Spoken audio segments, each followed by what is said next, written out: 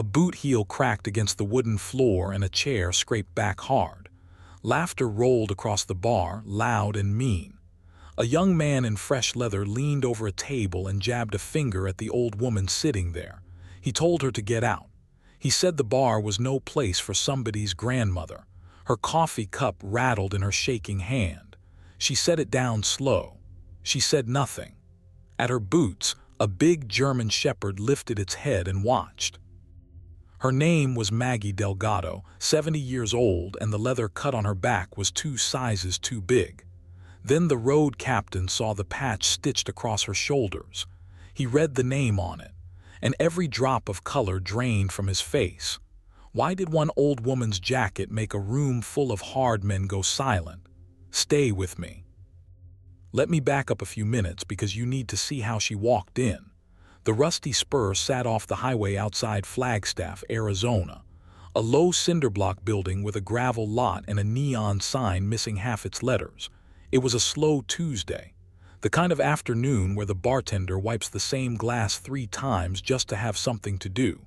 6 young riders had the back corner, fresh cuts, new boots, patches so clean you could still smell the leather. They called themselves the new blood of the Iron Saints, and they rode like men who had never been hit hard enough to learn better. The door opened and let in a slice of daylight, and in walked Maggie. She moved slow, not weak. Slow the way a person moves when their knees have carried them 1,000,000 miles and every one of those miles is still in there. Her hair was silver, pulled back tight. Her hands trembled, not from fear, from age and from something the doctors had a long name for.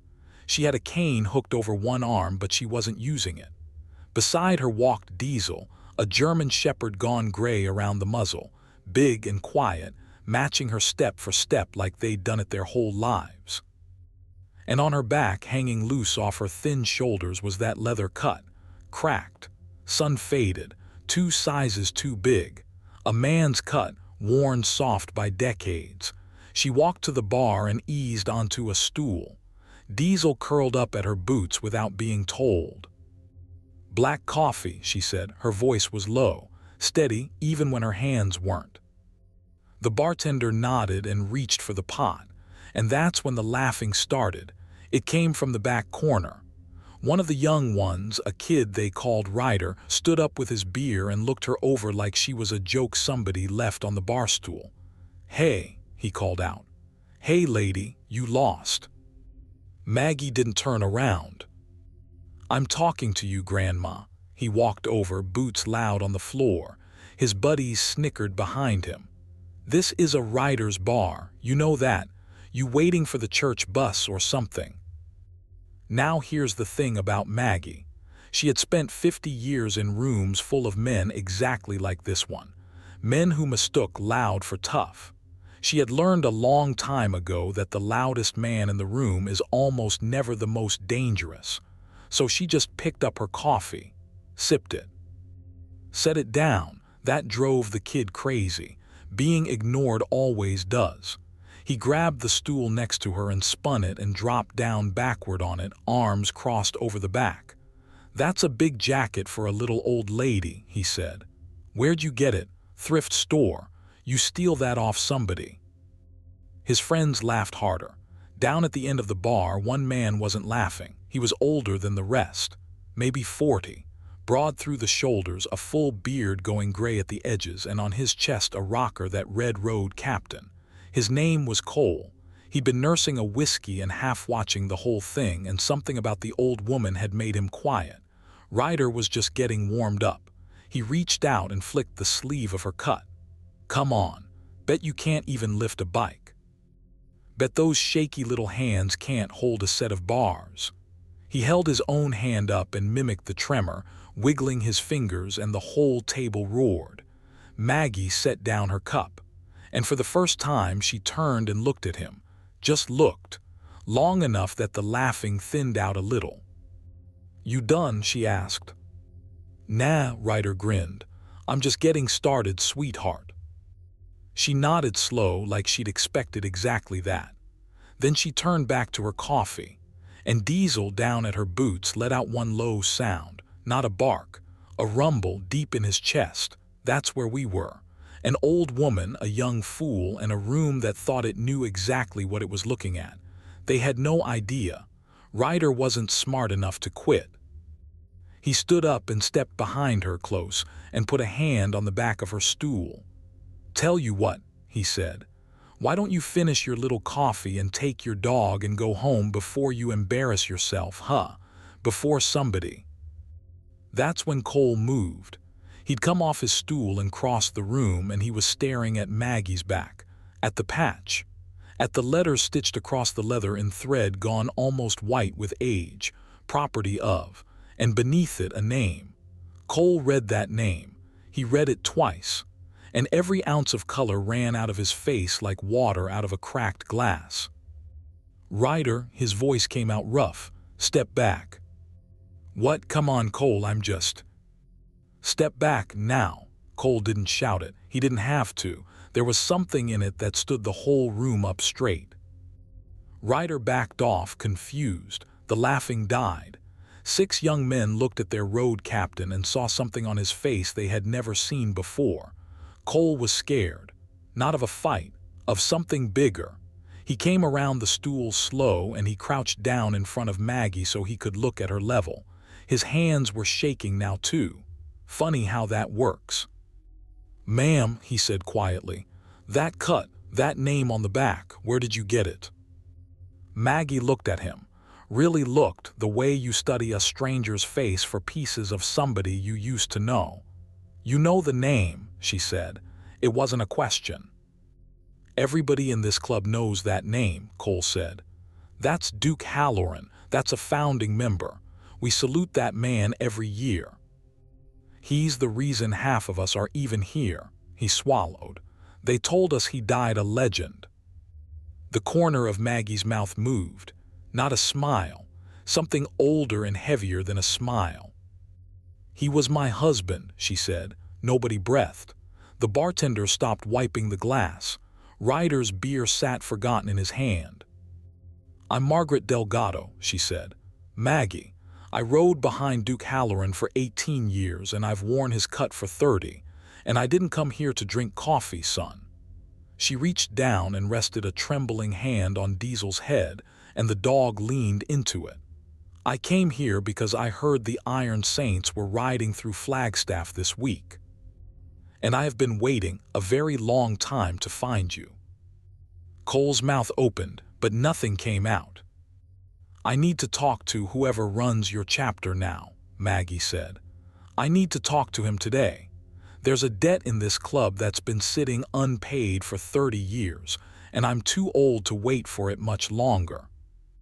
And here's where you'd think it explodes, but it didn't, not yet, because Cole stood up and he did something none of those young men expected. He took off his hat, he held it against his chest. "Ma'am," he said, "it would be an honor, please. Let me get you a fresh cup. Sit, just sit. I'll make the call." Maggie let out a breath and settled back onto the stool. The bartender hurried over with a clean cup and filled it, steam curling up, and he wouldn't take her money. Ryder, the loudmouth, pulled out a chair for Diesel like the dog was a visiting dignitary, mumbling an apology at the floor. One of the other kids ran out to the truck and came back with a folded blanket for her lap because the AC was blowing cold. The whole room had turned.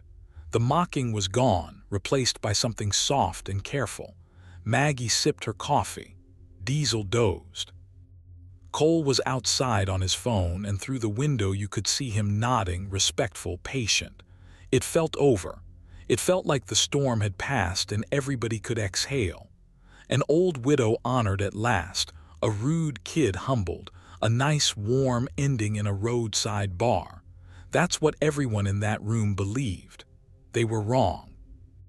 Cole came back inside, and he was holding the phone away from his ear, and his face had gone gray again. "He's coming," Cole said quietly. "The president, he was already in town." He looked at Maggie, and his voice dropped so low the young ones had to lean in. "Ma'am, the man who runs this chapter now, it's my father, it's Boone Havison." He paused. "He rode with your husband. He was there the year Duke died." Maggie went very still, and the coffee cup halfway to her lips stopped in the air. Boone Havison, she repeated, slow, like a name you swore you'd never say out loud again. Boone is still alive. Yes, ma'am. She set the cup down, and when she looked up, something had changed in her face. The softness was gone. What was underneath was harder than any of these boys had ever seen on an old woman. Then it's not a widow's visit anymore, she said. It's a reckoning, because your father, son, is the man who put my husband in an unmarked grave, and he's the reason this whole club has been saluting a lie for 30 years. Now the room really went cold, because this wasn't about respect anymore. It wasn't about a rude kid and a jacket. This had just become about the founding of the club itself, about the story they told at every meeting, the legend they'd built their brotherhood on. And an old woman had just walked in and said the whole thing was a lie.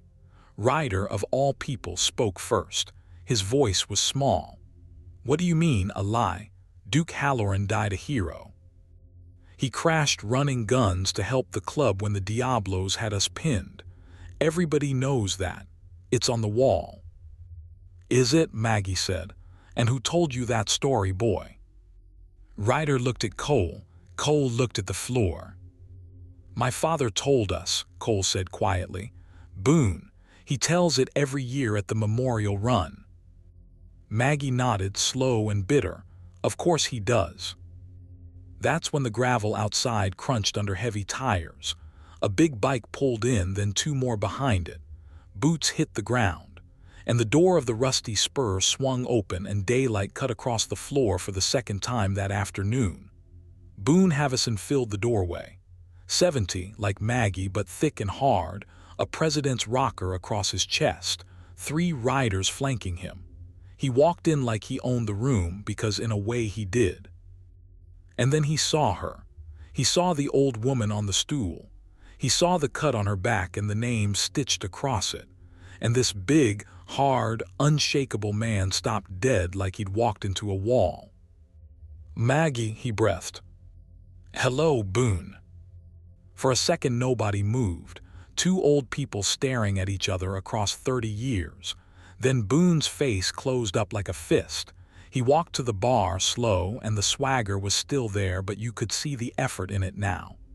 Cole said an old woman was in here wearing Duke's cut. I figured somebody stole it, sold it. He looked at her. I should have known it was you. Should have known you'd crawl out of whatever hole you've been in. Careful, Cole said quietly. Dad. Boone ignored him. You shouldn't have come here, Maggie. 30 years I waited for you to have the guts to come to me, Maggie said. You never did, so here I am. And I want you to stop for 1 second, because this is the part where the story turns, and if you're still with me, do me one favor. Hit that subscribe button. Stories like this one, about the ones nobody expected, the quiet ones carrying more than anybody knew, that's all this channel does. So subscribe and stay right here, because what Maggie pulled out of that jacket next changed everything. She reached into the inside of Duke's cut. Her hand was shaking, but she found what she wanted. And she set it on the bar. It was a cassette tape, old. Yellowed, the label written in a man's blocky handwriting, and beside it a photograph cracked down the middle of 2 young men with their arms around each other. One was Duke Halloran. The other, 30 years younger but unmistakable, was Boone. You remember this tape, Boone? Maggie asked. Boone stared at it and his jaw worked and no sound came out. Sit down, Maggie said, all of you, because you're going to hear how a founding member of the Iron Saints really died, and you're going to hear it from the man who was there, from your president. She looked at Boone and her voice never rose, not once. Or would you rather tell them yourself? The room waited. 6 young riders, 3 old ones, a bartender frozen mid-pour, and Boone Havison, president of the chapter, standing over a cassette tape like it was a live grenade. He didn't sit. But he didn't leave either, and that was answer enough. Maggie turned to the young men. She spoke to them, not to Boone, because they were the ones who needed it. 31 years ago, this club had a problem, she began. There was money missing, club money, a lot of it. Dues run money, the emergency fund that kept brothers out of jail and food on their kids' tables. Somebody had been skimming it for 2 years, and when it finally came to light, the whole chapter nearly tore itself apart. Men who'd bled for each other were ready to kill each other over it. You understand? A club can survive a war. It can survive prison. What it cannot survive is a thief in its own house. The young men nodded, even Ryder. They needed to know who did it, Maggie went on, and there was proof. There was always going to be proof because these things leave a trail, and the trail led to one man. She paused. It led to Boone's little brother, Wendell Havison, Boone's blood. Boone's hands curled into fists at his sides. Wendell was weak, Maggie said. Gambling. He got in deep with the wrong people and he stole from his own brothers to cover it. And when it came out, the whole chapter was going to put him in the ground. That was the rule. That was the law of the club back then. You steal from your brothers, you don't walk away.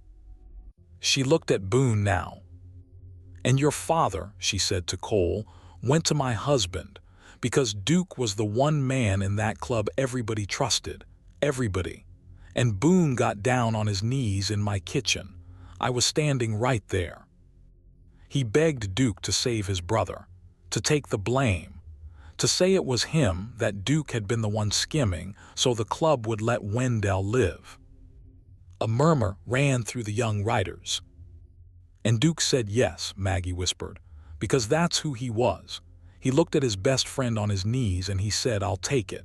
Not because he did it, because he could carry what other men couldn't. He told them he'd stolen the money. He let them strip his patch. In front of the whole chapter, they cut the colors off his back and they spit on him and they called him a rat and a thief. Men who'd have died for him a week before. Her voice cracked just slightly for the first time. And he stood there and he took it. For you, Boone. For your family. Boone had turned to stone. They gave him 24 hours to leave the state, Maggie said. That was the deal, exile instead of a grave. And we packed what we could and we rode out that night and we never came back. We lived 30 years under a bridge of that lie. He couldn't get work near any club territory, couldn't show his face.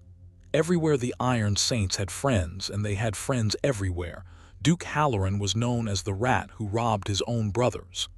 She wiped her eyes with the back of one trembling hand. And he never once told the truth, not to a soul. He kept that man's secret to his last breath. How did he die? Ryder asked. His voice was thick, the real way.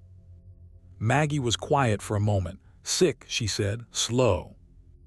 In a rented room in Tucson 11 years ago. No club at his bedside, no brothers, no memorial run, just me, and this dog's grandfather at his feet. She reached down and touched Diesel's head. The last thing he said to me was, don't you dare go clear my name. He made me promise. He said Wendell had kids and the truth would land on them and Duke wasn't going to be the man who did that. She looked up. So I kept the promise. 11 years I kept it even after he was gone. Then why are you here now? Cole asked, barely above a whisper. Because Wendell Havison died last spring, Maggie said. There's nobody left for the truth to hurt. The promise is over. She put her hand flat on the cassette tape. And because I found this in Duke's things after he passed. He never told me it existed. He made it the night before we left in case something happened to him on the road. His confession, except it's not a confession, it's the truth. Him saying into a tape recorder exactly what he did and why and exactly who really took the money. Boone's voice is on it too, begging, it's all on here. She pushed it 2 inches across the bar toward Boone. You want to play it, or you want to finally say it with your own mouth? The whole bar looked at Boone Havison, and the big man's shoulders came down, slow, like something that had been held up for 30 years just finally let go. He put both hands on the bar and leaned on it, and his head dropped, And when he spoke, his voice was nothing like the president who'd walked through that door. "It's true," he said. Cole made a small sound like he'd been hit. Every word. Boone's eyes were wet. He couldn't look at his son. "Wendell was my baby brother. Our mother made me swear I'd look after him, and I let my best friend carry it.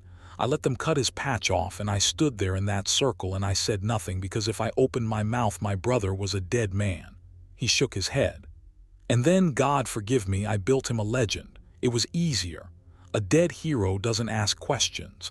A dead thief somebody might dig into. So every year I stood up and I told you boys he died running guns for us. Because I couldn't stand for you to know the man saved my family, and I let the world call him a rat." "You let us salute a lie," Ryder said. He was crying, this kid who'd been mocking her 20 minutes ago. "We've been saluting the wrong story our whole lives."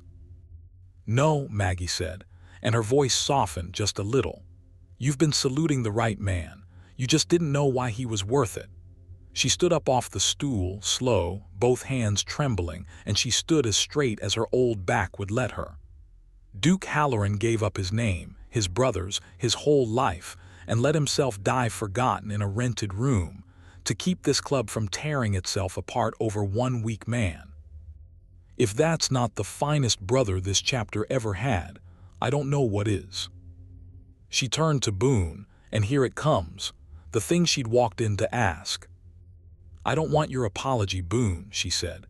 "I'm too old and it's too late for that to fix anything. I want one thing, the thing you took. I want his patch back on the wall." She pointed a shaking finger across the room to where the young men had said the memorial hung. "Not as a lie, as the truth. I want you to stand up in front of these boys and tell them what he really did. And I want his colors returned. Full patch, founding member, in front of the whole club. Before I die, I want to see Duke Halloran get back the one thing you all took from him." Boone lifted his head. And for a long moment the two of them stood there, the widow and the president, the truth finally out on the bar between them like a body laid to rest. "Cole," Boone said, his voice broke. "Call every man in the chapter, everyone, tonight, full meeting." "Dad." "Call them." Boone straightened up, and something old and buried came back into him, something that maybe used to be honor. "Tell them Duke Halloran's woman is here. Tell them we've got 30 years of a debt to pay. And tell them to bring the memorial patch down off that wall, because we're doing this right or we're not the Iron Saints at all." That night the rusty spur filled up, not with 6 young riders, with 60. Word went out, and it moved the way word moves through a real brotherhood, fast and quiet and total. Old men who'd ridden with Duke back at the start came in on canes and in the beds of their sons' trucks. Young ones who'd only known the legend came to learn the truth. And they all filed into that low cinderblock bar, and they went silent when they saw the old woman sitting at the head of it, Duke's cut on her back, Diesel at her boots. Boone stood up in front of all of them. And he told it, the whole thing. He didn't spare himself 1 inch. He told them about the money and his brother and the kitchen and his knees, and the circle where they cut Duke's patch, and the lie he'd fed them every single year since. Some of the old men wept openly.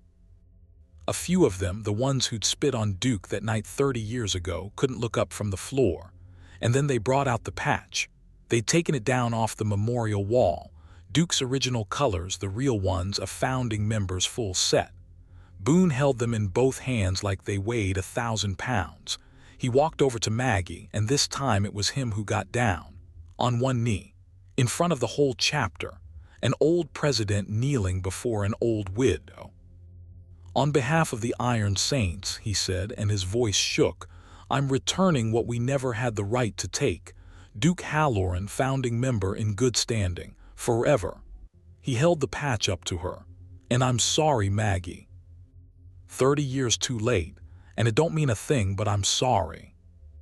Maggie took the colors in her trembling hands.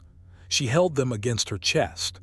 And for the first time in that whole long afternoon, the tears finally came, quiet, running down the deep lines of her face. "He'd have forgiven you the first night," she whispered. "That was always the trouble with him. He forgave everybody but himself." And then 60 men, old and young, stood up in that bar. And they saluted, not a legend, a man, the real one at last. They didn't put the patch back on the wall. Maggie asked them for one more thing, and no one dared refuse her. 2 days later, the whole chapter rode east out of Flagstaff, 60 bikes deep, engines rolling like thunder across the high desert, and at the front of them all rode a truck. Maggie couldn't ride her own bike anymore. Her hands wouldn't let her, and she'd sold Duke's Harley years ago just to keep the lights on. So she rode up front in Cole's truck with Diesel's head in her lap, Duke's returned colors folded on the seat beside her.